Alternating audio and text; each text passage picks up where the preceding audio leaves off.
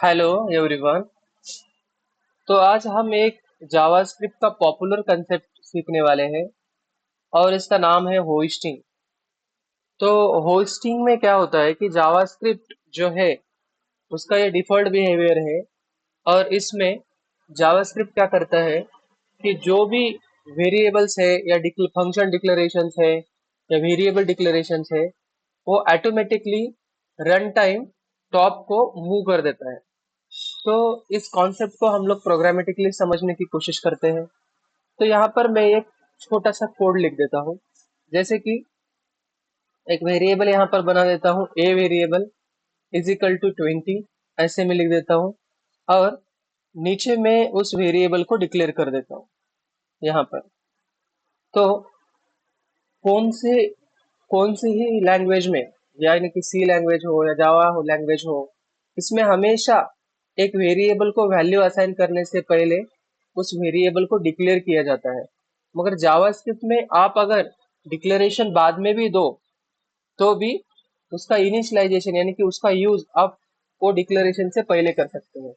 ऐसा क्यों कर सकते हैं? क्योंकि इंटरनली जावास्क्रिप्ट जो है वो क्या करता है, ये सारे जो डिक्लेरेशंस होते हैं ये डिक्लेरेशंस को ऊपर की तरफ मूव कर देता है।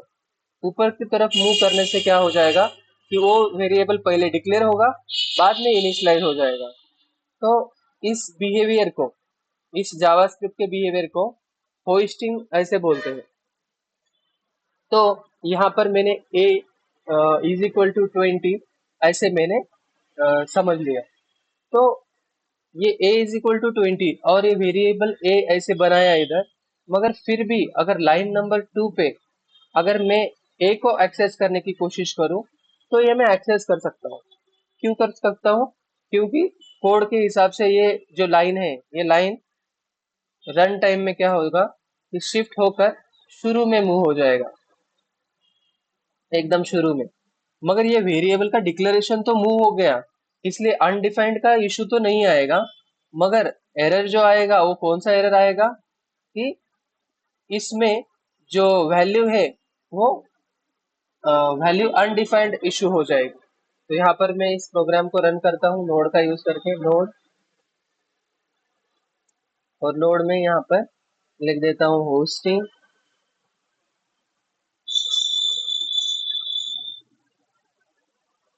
Hosting dot JS. तो यहाँ पर आपको मिलेगा अनडिफाइंड। और इसी लाइन को अगर मैं उठाकर कहाँ रखता हूँ, नीचे रखता हूँ, फिर भी जावास्क्रिप्ट उसको ऊपर ही मूव करता है। इसलिए दोनों का बिहेवियर जो है वो बिहेवियर क्या है, सेम बिहेवियर आपको देखने मिलेगा। अब ये दूसरे लैंग्वेजेस में नहीं है।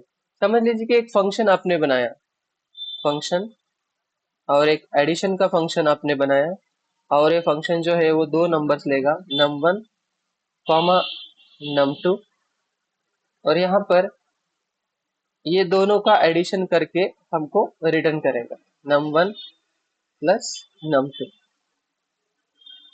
एक्चुअल में ये फंक्शन तो यहाँ डिफाइन हो गया है, यहाँ पर लिखा गया है, उसका डिक्लेरेशन, उसका डेफिनेशन जो है वो यहाँ है। मगर उस फंक्शन को हम लोग डिक्लेरेशन के पहले भी यूज कर सकते हैं, यानी कि ऐड फंक्शन को हम लोग यहाँ पर भी कॉल कर सकते हैं, 30, 40। तो इसका जो आउटपुट है वो आउटपुट भी मैं कंसोल में प्रिंट कर देता हूँ।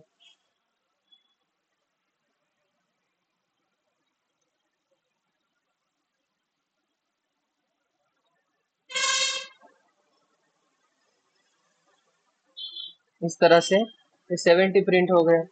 यानी कि समझने की बात यह है कि एक फंक्शन जो अभी तक डिफाइन भी नहीं हुआ, वो फंक्शन को ये प्रोग्राम कैसे कॉल कर पा रहा है।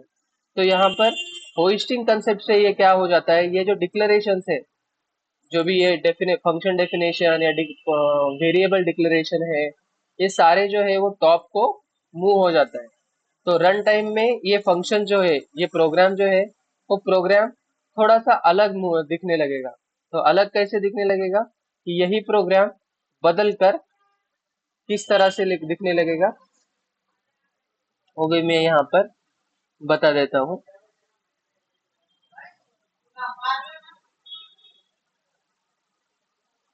रन टाइम,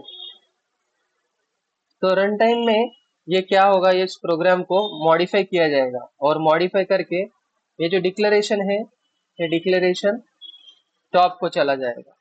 और ये जो फंक्शन डेफिनेशन भी है, ये फंक्शन डेफिनेशन भी कहाँ चली जाएगी, टॉप को चली जाएगी। अब इसको वेरिएबल अनडिफाइंड मिलेगा, मगर वेरिएबल बनाया गया है ये मालूम होगा। और ये एडिशन फंक्शन भी ऊपर मूव हो गया है, तो उसको कोई दिक्कत नहीं आएगी। तो एक्चुअल में आप कोड लिखेंगे इस तरह से, मगर रन टाइम में ये कोड पार्स होकर कैसे बनेगा, इस तरह से बन जाएगा और इस तरह से बन के ये रन हो जाएगा। तो इस डिफॉल्ट बिहेवियर को हम लोग क्या बोलते हैं, होइस्टिंग ऐसे बोलते हैं।